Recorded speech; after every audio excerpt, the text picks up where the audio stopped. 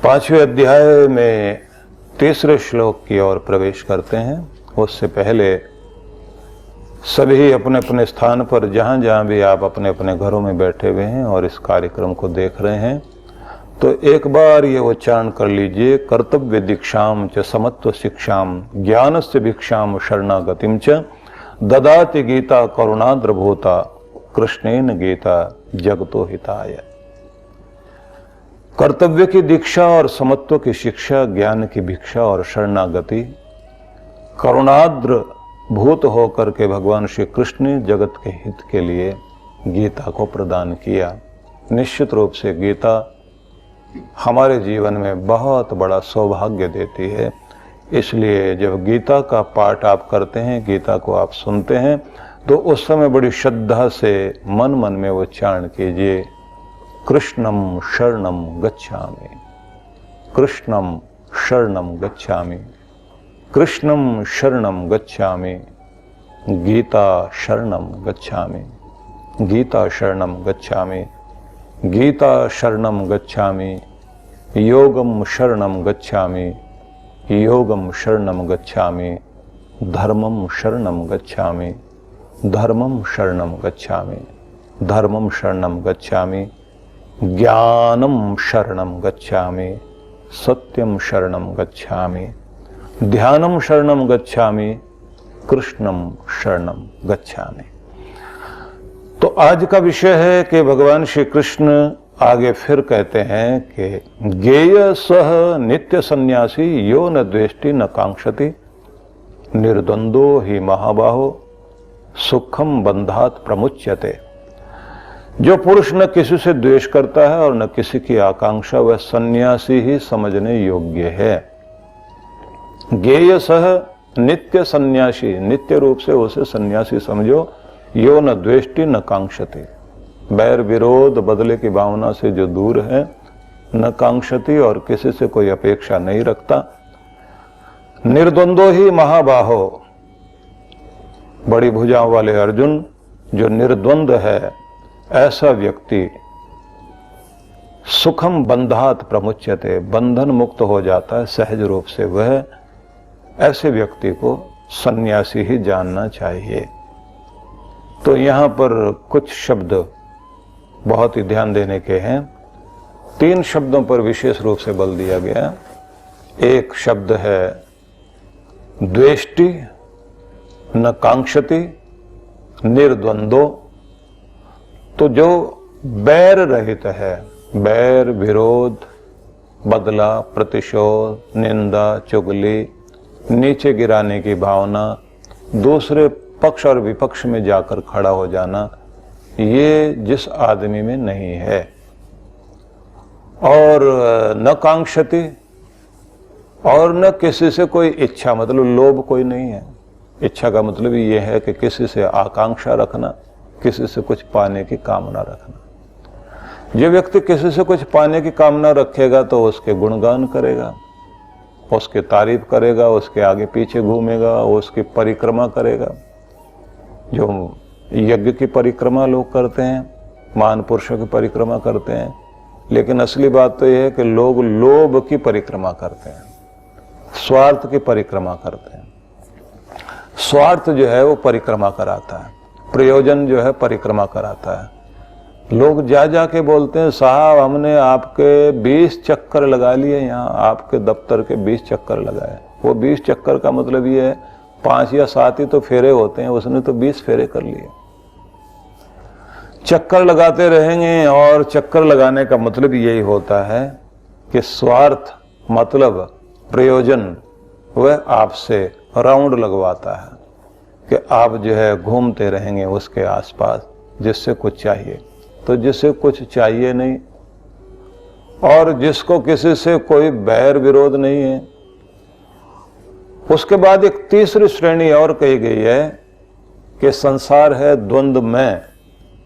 जो व्यक्ति निर्द्वंद होकर जीवन गुजारता है, कहते हैं ऐसे आंतरिक गुणों से युक्त, भीतर से जो वैसा व्यक्ति अपने आप को ऊंचा उठा चुका है, उसी को सन्यासी जानिए, क्योंकि ऐसा व्यक्ति ही सुखम बंधात प्रमुच्यते, सुखपूर्वक सहज रूप से ही संसार के दुख बंधन से मुक्त हो जाता है। ऐसे व्यक्ति को जो राग द्वेष जय पराजय सुख दुख मान अपमान हानि लाभ लेना देना संयोग वियोग जितने भी प्रकार के द्वंद्व हैं, द्वंद्व युद्ध आप लोगों ने सुना है। दो लोग आपस में जब लड़ते हैं तो दो चीजें लड़ रही होती हैं, सुख से दुख लड़ रहा होता है, दुख से सुख लड़ रहा होता है। ये द्वंद्व युद्ध चल रहा है, इसको बोलते हैं फ्री स्टाइल कुश्ती। ये आपके सामने रोज कुश्ती हो रही होती है। हानि लाभ से लड़ रही है, लाभ हानि से लड़ रहा है। अब देखते हैं कौन जीतता है। हानि को हरा करके लाभ जीत जाए तो आप खुश हो जाते हैं, अगर लाभ को हरा कर हानि जीत जाती है तो आप लोग बड़े दुखी होते हैं। इतनी उम्मीद थी और ये तो कितना नुकसान हो गया। तो द्वंद्व युद्ध चल रहा है। चक्की के दो पार्ट कबीर ने इसको कहे हैं। चलती चाकी देख कर दिया कबीरा रोए, दो पाटन के बीच में बाकी साबित बचा न खोए। हर कोई पिस जाता है। जीवन की नदी दो किनारों के बीच में बहती है और उन दो किनारों से ये जल कभी तो दोनों को छू रहा होता है। बहुत ज्यादा भर जाए तो सुख भी है दुख भी है। कभी थोड़ा सा उत्साह कम हो जाता है, पानी कम हो जाता है तो कभी वो एक किनारे लग जाता, कभी सुख के किनारे से होकर। और कमाल की बात यह है, एक जगह वो एक साइड में होकर बह रही है नदी, थोड़ा सा आगे चलें तो दूसरे किनारे की तरफ छू करके बह रही है। तो जिंदगी ऐसे ही थोड़ी देर पहले वो सुख को छू कर चल रही थी, अब थोड़ा आगे चल करके देखें तो वो दुख को छू कर चल रही है। तो कभी जब दुख को छू कर चलती है तो लोग कहते हैं दुर्भाग्य का वक्त चल रहा है, और सुख को छू करके चल रही है तो लोग कहते हैं सौभाग्य को छू कर चलने का मतलब जीवन में सौभाग्य आ रहा है। जीवन क्या है? निर्झर है। झरना कह लीजिए, नदी कह लीजिए। जीवन क्या है? निर्जर है, मस्ती ही इसका पानी है। सुख दुख के दो किनारों से चल रहा राह मनमानी है। सुख दुख के दो किनारों को छू करके चल रहा है, ये जीवन है। इसी को कहा जाता है कि द्वंद्वों के बीच होकर के हमारा जीवन चलता है। और ये दो द्वंद्व जो हैं, दो रूप जो जीवन के हैं, ये हर एक व्यक्ति के सामने आते हैं। लेकिन जो दोनों के बीच एक जैसा रहे, जिसे लाभ बहुत ज़्यादा आनंदित न करे और हानि जिसको जो है दुखी न कर जाए, मान मिल जाए तो उछल न जाए, अपमान मिल जाए तो बेचैन न हो जाए, तो जो दोनों रूपों से अपने आप को संभाले रखता है, कृष्ण भगवान कहते हैं वो है सन्यासी। तो बाह्य आडंबर और वेशभूषा आदि को उन्होंने किसी भी प्रकार से नहीं कहा कि ये सन्यास है। उन्होंने कहा आंतरिक रूप से जो व्यक्ति इस योग्यता को प्राप्त कर लेता है वह सन्यासी है। इसलिए बाहर का वेशभूषा और तरह तरह का दिखावा, ज्यादातर लोग उसमें आ जाते हैं। इसलिए प्रत्येक समय में जब भी कोई ज्ञान को उपलब्ध व्यक्ति मिलेगा तो उसका रूप ही अलग होगा।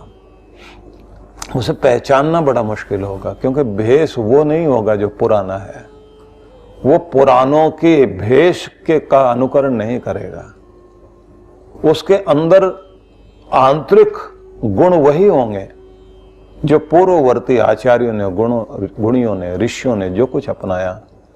भीतर से तो वो वैसा ही होगा, उतनी ऊंचाई, लेकिन बाहर से वो एक सामान्य व्यक्ति के रूप में सामने आएगा। इसलिए हर बार धोखा हुआ है कि लोगों को समझ नहीं आया, और फिर उसके जाने के बाद लोगों ने मूर्तियां बनाई, समाधि बनाई, उसके कब्र की पूजा कर ली, उसकी राख को दबा कर बैठ गए, उसको जो है पूज रहे हैं। और कमाल तो ये है, उनके वस्त्रों को भी जो है दीवार पर इस तरह से लगाया जाता है कि ये वस्त्र पहने थे उन्होंने, ये उनके जो है खड़ाऊ या उनके चप्पल थे। उनकी एक एक चीज संभाल के रखी जाती है। गुरु जी की पगड़ी रखी हुई है, उनके जो है चित्र अलग अलग रूपों में जो दीवारों पर लगे हुए हैं। हम लोग एक देश में थे तो वहां एक बहुत अच्छे सन्यासी रहे हैं, सादे वेश में रहते थे, सन्यासियों का वेश नहीं पहनते थे, लेकिन अच्छे संत थे, बड़ी सेवाएं की उन्होंने समाज की। तो उन लोगों ने कहा कि हम गुरुजी के कमरे में लेकर चलते हैं आपको, जहां वो रहते थे। और वहां 3 सेवकों की जिम्मेदारी थी कि गुरु कुटिया को हम लोग जो है देखते हैं। तो बड़ी श्रद्धा से वो बेचारे देखते थे। तो दीवारों पर, पूरी दीवार ही उन्होंने ऐसी बना रखी थी कि इधर गुरुजी खड़े हुए मुस्कुरा रहे हैं, इधर यहाँ बैठे हुए हैं, इधर चल रहे हैं, इधर देख रहे हैं, यहाँ काम कर रहे हैं। पूरी दुनिया भर की चीजें वहां देखने को मिली। ऐसा लगा कि जैसे पूरा जीवन उनका स्कूल से लेकर के और अब तक का पूरा जीवन एक साथ 3 दीवारों पर ऐसा दिखाई दे रहा है। और पीछे की तरफ जो है वहाँ उनके वस्त्र और थोड़े से उनके सिर के बाल वो सब रखे हुए हैं, उनका चश्मा रखा हुआ है, उनके जो है बहुत संभाल करके उनके जूते रखे हुए हैं। और जहाँ पर उनके वो चरण पादुका है वहाँ पर प्यार से उन लोगों ने 2 फूल रखे हुए हैं और एक मुस्कुराता हुआ चेहरे वाला फोटो सामने उस टेबल पर रखा हुआ जहाँ पर बैठ करके वो लिखते थे। अब जिन लोगों को 3 लोगों को वो सेवा करने का मौका मिला, कुटिया की सेवा करते हैं, वो वहाँ कहते हैं हम चरण सेवा करते हैं। मैंने उनसे पूछा कि आप पहले भी सेवा करते थे? बोले हमारे पिताजी करते थे, अब ये सौभाग्य हमको मिला। तो पहले क्यों नहीं? बोले पहले हम लोग सिर्फ दूर दूर से सुनते थे और हमको पता था कि बहुत अच्छे सन्यासी, बहुत अच्छे ज्ञानी हैं, बहुत अच्छे संत हैं, तो नहीं हम लोग आ पाए। लेकिन अब बाद में उनके जाने के बाद में हमें उनकी महिमा पता लगी। तो अब वो साधनों को तो पूज रहे हैं, जाने वाला तो चला गया। लेकिन एक मान्यता प्रचलित हो गई उन लोगों में कि इस कक्ष में आकर के अगर बैठेंगे तो मन को शांति मिलेगी। तो बस वो लोग सारे के सारे जब भी अशांत होंगे जाके वहां बैठ जाएंगे। लेकिन वहां नियम है कि उस जगह बोलना नहीं है, अपनी अशांति और अपवित्रता लेकर के नहीं जाएंगे, क्योंकि वहां उनके संस्कार और उनके भावना बसी हुई है। लेकिन कितनी दुखद बात है कि जब व्यक्ति सामने होता है तो अब हम लोग नहीं महत्व दे पाते। और फिर मुझे वो मार्क ट्वेन की एक बात याद आती है। उसके एक दुश्मन की मौत की खबर उसको मिली, तो किसी ने, पत्रकार ने, अखबार वाले ने पूछा आप उसके बारे में क्या कहेंगे? बोले अगर सच में मर गया तो बहुत अच्छा आदमी था, और अगर गुंजाइश है जिंदा है तो फिर मैं अपनी टिप्पणी बदल सकता हूँ, क्योंकि मरे हुए के बारे में ही अच्छी बातें कही जाती हैं। जिंदा हुआ आदमी तो मन में बहुत सारी विरोधी बातें आती हैं। अब ये बात तो उनकी टिप्पणी जो है बड़ी अजीब लगती है कि क्या आदमी रहा होगा। लेकिन अगर देखा जाए, आदमी मर जाए तो उस समय लोग जो है बड़ी बड़ी बातें कर लेंगे, लेकिन जिंदा आदमी के प्रति बहुत तरह की विपरीत बातें चला करती हैं। तो यहाँ पर कृष्ण भगवान ने ये कहा है कि वो सन्यासी है जिस व्यक्ति के जीवन में आंतरिक रूप से परिवर्तन है और बाह्य भेष उसका महत्वपूर्ण नहीं है। तो ये जरा देख लीजिए कि वे लोग जो सन्यास उस तरह से लेकर के बैठ जाते हैं कि व्यवसाय बिगड़ गया, किसी का विपत्ति आ गई, परिवार में कलह कलेश हो गया, या भावुकता में आकर साधु बन गए, या किसी और स्थिति में जाकर के साधु बने। अब वो वहाँ रह रहे हैं, लेकिन वो एक वस्त्र पहन कर रह रहे हैं, लेकिन जीवन में कहीं पर भी वो ऊंचाई नहीं दिखाई देती कि जिसके कारण लोगों को भी शांति मिले और उनके जीवन में शांति आए। आधार फिर वही बनाना पड़ेगा। कृष्ण भगवान ने बहुत महत्व दिया कि नित्य सन्यासी उसे ही जानिए जो सब तरह के बैर, विरोध, क्रोध, लड़ाई झगड़ा, कलह कलेश और बदले की भावना से, निंदा चुगली से, इस सब से ऊपर उठ गया है। और दूसरी बात कही, जिसको किसी तरह की कोई आकांक्षा नहीं है, किसी से कुछ पाने की चाह नहीं है, कोई स्वार्थ नहीं है। तीसरी बात कही है वो निर्द्वंद है, दोनों स्थितियों के बीच में, सुख दुख मान अपमान सबके बीच में जो समान रहता है, ऐसी स्थिति में जो जीवन जीता है, कहते हैं कि बस वही सहज रूप से बंधनों से मुक्त हो सकेगा। तो बंधन से मतलब ये आता है कि दुख बांधता है व्यक्ति को, दुख जो है वो जाल में फंसा लेता है, और हर एक आदमी अपने अपने बंधनों में बंधा हुआ है, छूट नहीं पाता। कमाल की बात तो यह है कि दुख हर एक आदमी को इस तरह से बांध लेता है कि कितनी भी कोशिश हम लोग करने की के लिए मेहनत करते रहें, लेकिन दुख पीछा छोड़ता नहीं। कहीं बीमारी, कहीं क्लेश, कहीं अभाव, कहीं कोई अन्याय व्यक्ति के साथ हो गया, ये सारे के सारे दुखी तो हैं। अनेक अनेक रूपों में दुख सामने आता है, और इन्हीं को कहा जाता है कि ये सब बंधन है व्यक्ति के जीवन में। बंधन मुक्त जीवन जिया जा सके, इसके लिए भगवान श्री कृष्ण कहते हैं कि वो सन्यास चाहिए। वो अभी ये सन्यास से मतलब क्या हो गया कि तुम अपने ज्ञान के उच्च शिखर तक पहुंच जाओ, जहां तुम्हारी अनुभूति उस जगह पर चली जाए कि जहां संसार के वो बंधन जो व्यक्ति को दुखी करते हैं, तुम उनसे मुक्त रहो, वहां तक कोई बात न पहुंचे। ऐसे लोगों की जो स्थितियां हुआ करती हैं, क्योंकि देखिए संसार में रहोगे तो किसी न किसी पक्ष में तो रहोगे आप। भले ही निष्पक्ष होकर के कृष्ण भगवान अर्जुन के रथ पर बैठ गए, तब भी तो उनको धर्म को जिताने के लिए अर्जुन को साथ में लेना पड़ा। तो ये बात भी एक विचारणीय है। दूसरी बात यह है कि अगर आपके अंदर कोई आकांक्षा होगी नहीं, आप कुछ भी कर्म कर ही नहीं सकते, क्योंकि प्रवृत्ति तभी आती है व्यक्ति के अंदर जब उसके अंदर कोई आकांक्षा होती है। और तीसरी बात ये भी ध्यान रख लीजिए कि इस दुनिया के सारे द्वंद्व मिटाए नहीं जा सकते। गर्मी भी रहेगी, सर्दी भी रहेगी। विज्ञान ने इसके ऊपर अपना काम किया और बहुत अच्छा काम किया। विज्ञान ने कहा कि दो ही रूप हो सकते हैं सर्दी के लिए, या तो आप अपना स्वेटर पहन करके, ओवरकोट पहन करके और तैयारी करके चलिए, या फिर जहां आप काम करते हैं उसी को आप ऐसा बना लीजिए कि वहां भले ही आप साधारण सामान्य वस्त्र पहन करके बैठें तो आपको जो है न गर्मी लगे न सर्दी लगे। इसलिए उन लोगों ने इस तरह से वातानुकूलित ऑफिस बना लिए, अपने घर बना लिए कि बाहर -30 डिग्री का टेम्परेचर है, बर्फ गिर रही है, लेकिन जहां वो अपने ऑफिस में बैठे हैं, जहां वो अपने घर में बैठे हैं, जहां वो अपनी गाड़ी में बैठ करके जा रहे हैं, तो वहां तापमान पूरा सामान्य है। तो उसको आप निर्द्वंद कहेंगे क्या? उन्होंने जो है द्वंद्व पर विजय प्राप्त की है। दूसरी तरह से आप देख लीजिए कि जिन लोगों के देशों में जो विकास को प्राप्त नहीं हुए, वहां अभाव बहुत अधिक है, और जीवन का 65 से लेकर 70 साल तक की आयु तक तो व्यक्ति अपनी आवश्यकताओं को पूरी करने में ही लगा रहता है।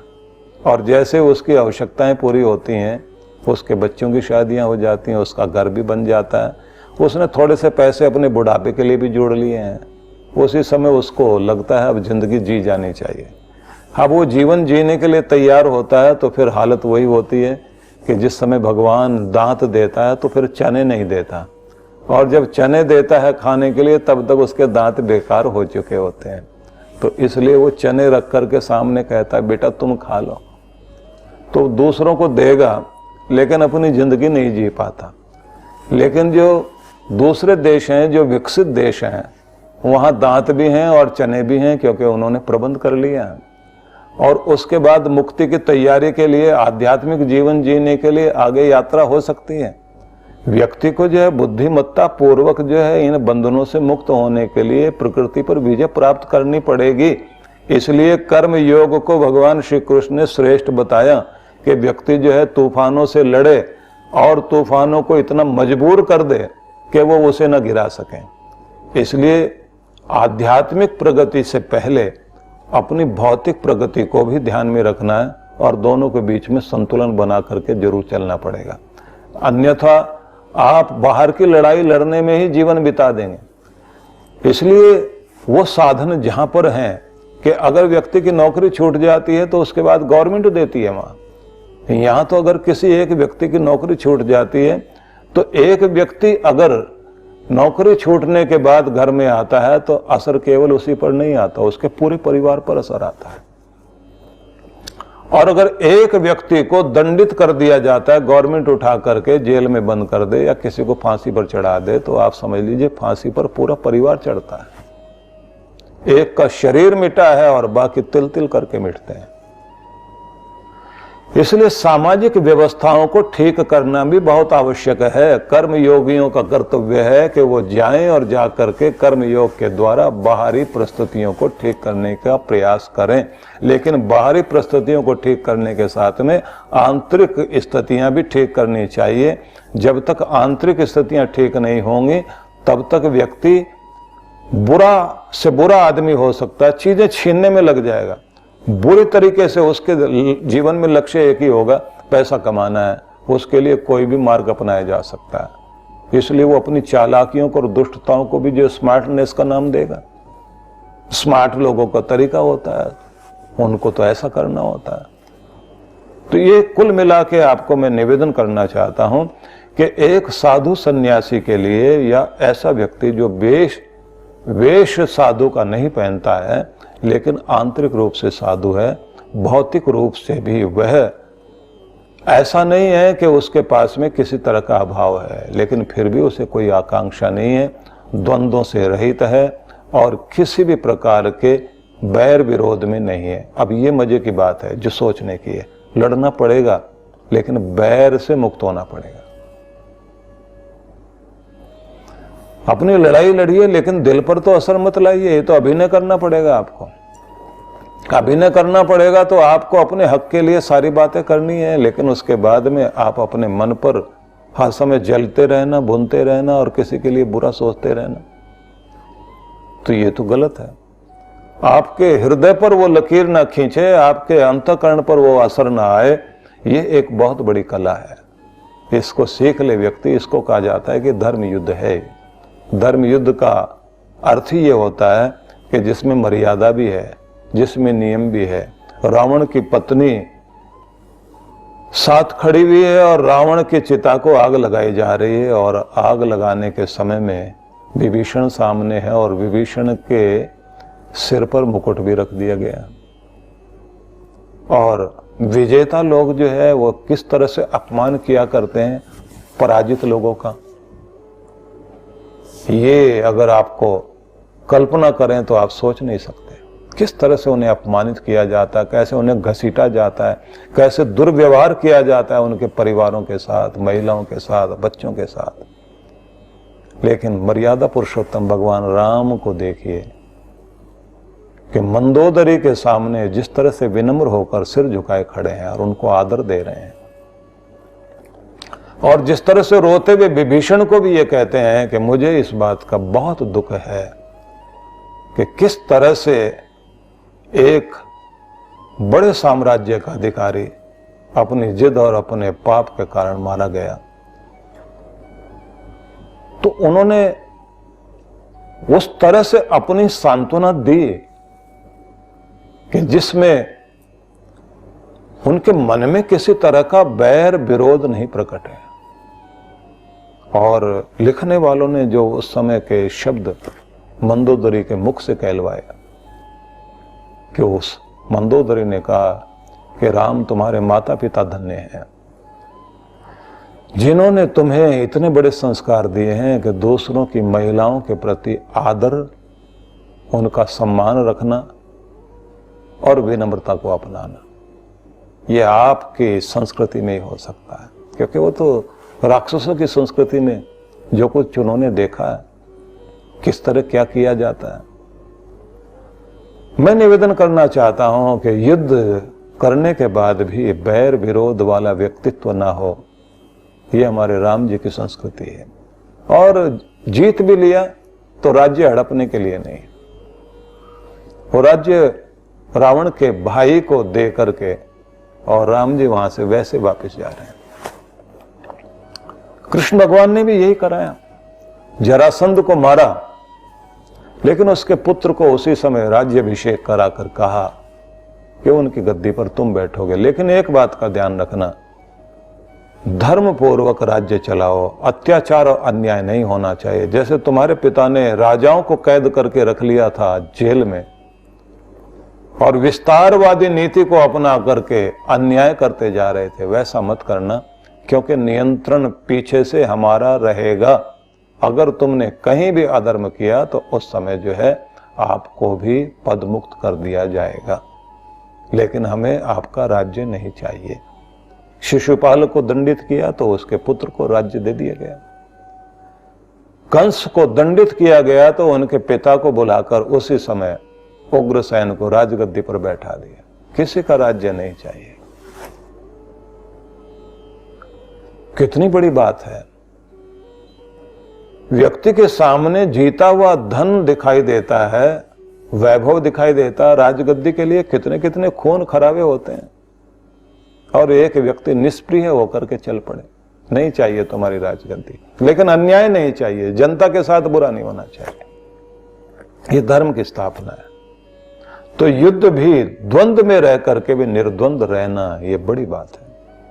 कृष्ण भगवान ने ये संदेश जो दिए हैं वो बड़े अद्भुत संदेश हैं उनके, कि जिसको किसी भी प्रकार का कोई बैर नहीं है और जिसको किसी तरह की कोई आकांक्षा नहीं है, जो निर्द्वंद होकर के चलता और बंधनों से मुक्त हो गया सहज रूप से, बस उसी को तुम सन्यासी जानो। जीवन की इस ऊंचाई को प्राप्त करना, इसके लिए अभ्यास करना होता है कि आप जहां हैं वहां पर आप कुछ मूल्यों के साथ जिंदगी जिए, कुछ सिद्धांतों के साथ अपनी जिंदगी जिए। और जिनका कोई सिद्धांत ही नहीं, गंगा गए तो गंगा दास, जमुना गए तो जमुना दास, कोई अपना सिद्धांत ही नहीं है। कब बहक जाएं और कब क्या बात कहने लग जाएं। तो ऐसे सिद्धांतहीन लोग जो है, जब सिद्धांतहीन राजनीति करते हैं, तो ऐसे लोगों के द्वारा किया गया व्यवहार समाज को बहुत बुरा असर डालता। और पीछे हम लोगों ने कृष्ण भगवान के संदेश सुने हैं, जिसमें उन्होंने कहा, अर्जुन मेरे लिए करने योग्य कुछ नहीं बचा, फिर भी मैं कर्म करता हूं। इसलिए करता हूं कि मैं जो कुछ करता हूं मेरा भी अनुकरण करने वाले लोग हैं। मुझे अनुकरण को ध्यान में रखकर कि मेरे पीछे चलने वाले लोग मुझसे अच्छी प्रेरणा ले सकें। मैं कोई ऐसे संदेश और इस तरह की प्रेरणाएं नहीं समाज को देना चाहता कि लोग निष्क्रिय होकर बैठ जाएं। आदर्श मुझे भी स्थापित करने हैं, क्योंकि ऊंचे लोगों को, समाज में जितना ऊंचा व्यक्ति होता है उसे उतना ही सावधान रहना चाहिए, क्योंकि उसका ही अनुकरण किया जाता है। और हमारी क्या मनुष्य समाज की परंपरा है अनुकरण करने की। छोटा सा बच्चा ही अपनी माँ का अनुकरण करने लग जाता है। बच्चों को तो इतनी आदत होती है माँ की तरह, लड़का होकर के बिंदी लगाएगा, लिपस्टिक लगा लेगा, माँ जैसी चुन्नी अपने सिर पर रख करके बैठ जाएगा। उसको लगता है कि मैं माँ का रूप हूं, उसे अच्छा लगता है, और माँ देखकर उसको हंसती भी है, उसका फोटो खींच के रखती है। लेकिन बड़ा होकर अगर उसको दिखा दिया जाए ये तू करता था, तो उसको कितनी शर्म आएगी। उसे तो अनुकरण करना है, उसके बाद में उसने पिता का अनुकरण करना है। पिता अगर डॉक्टर है तो बच्चा उसी तरह इंजेक्शन हाथ में लेगा, उसी तरह से जो मरीज को चेक करेगा। अगर उसका पिता जो है वो कोई व्यापारी है तो हाथ में बच्चा तराजू लेकर के तोलने बैठ सकता है, नोट गिनने लग सकता है। ये अनुकरण करने की परंपरा है जो घर में चल रहा होता है। लड़कियां जो अपने माता पिता के घर में रह करके 12-14 साल तक जो कुछ देख देख कर सीख लेती हैं। किसान का बेटा किसानी सीख लेता है, बागवान का बच्चा जो है बागवानी सीख लेता है। वहां जो कुछ हो रहा है वो सब चीजें अपने आप जीवन में आने लग जाती हैं। तो ये ध्यान रख लेना चाहिए कि कुछ परिवार में भले ही छोटा सा बच्चा क्यों ना हो, लेकिन वो आंखें देख रही हैं, वो कान सुन रहे हैं, वो पांव तुम्हारे पीछे चल रहे हैं। इसलिए कृष्ण भगवान ने कहा कि मुझे भी इस बात का ध्यान रखना पड़ता है कि मेरा अनुकरण हो रहा है, मेरे पीछे चला जा रहा है, इसलिए मुझे भी कर्म करना है, मुझे भी आदर्श उपस्थित करना है। ना भी करने योग्य मेरे लिए हो तो भी मुझे करना पड़ेगा। किसी गुरु को, किसी टीचर को, किसी शिक्षक को भी उतना ही सावधान रहना पड़ता है, क्योंकि उसके अनुरूप पीछे चलने वाले लोग उसे देखकर सीख रहे होते हैं। इसलिए प्रत्येक व्यक्ति को अपने जीवन में इस बात को ध्यान रखना है कि कर्मशील रहना है, लेकिन कर्म संन्यास का मतलब आपको अपने जीवन में इन 3 तरह की चीजों की ऊंचाई के साथ ऊंचा होकर जीना पड़ेगा। निर्द्वंद रहना, बैर रहित होकर जीना और आकांक्षा रहित होकर अपने जीवन को इस तरह जिए कि आंतरिक रूप से आप ऊंचाई प्राप्त करें, बाहर के भेष पर आप न जाएं। तो बहुत सुंदर संदेश है और इसी के साथ अगले चरण में हम लोग प्रवेश करेंगे। आज के कार्यक्रम को यहाँ विश्राम करते हैं। ओम शांति शांति शांति। ओम।